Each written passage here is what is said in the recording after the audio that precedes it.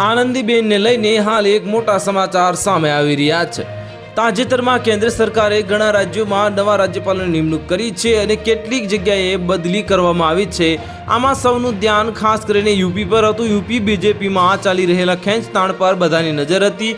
વાસ્તવમાં ગવર્નર આનંદીબેન પટેલનો કાર્યકાળ પણ 29 જુલાઈએ પૂરો થયો હતો, પરંતુ જે ગવર્નરોની યાદી આવી હતી તેમાં તેમના વિશે મૌન સેવવામાં આવ્યું હતું અને સસ્પેન્સ વધતા હવે સૂત્રો પાસેથી સમાચાર આવી રહ્યા છે કે ઉત્તર પ્રદેશ માટે નવા રાજ્યપાલની હજુ જાહેરાત કરવામાં આવશે નહીં।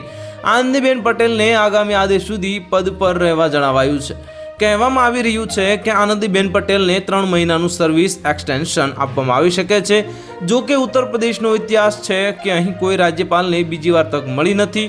જો આનંદીબેન પટેલને સેવામાં એક્સટેન્શન આપવામાં આવ્યું છે તો યુપીના રાજકારણમાં ઇતિહાસમાં આવું પહેલીવાર બન્યું છે। તેમને 29 જુલાઈ 2019ના રોજ યુપીના રાજ્યપાલ તરીકે નિયુક્ત કરવામાં આવ્યા હતા।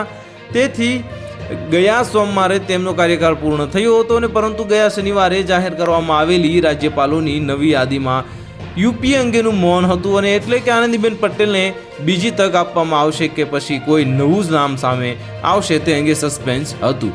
તો હાલ માટે આટલું જ। મળીશું નવી અપડેટ સાથે। જો તમને અમારા વિડીયો પસંદ આવતા હોય તો વિડીયોને લાઇક કરી દેજો, ચેનલને સબસ્ક્રાઇબ કરી બાજુમાં આવેલા બેલ આઇકનને દબાવી દો, જેથી તમને આવા સમાચારની અપડેટ મળતી રહે।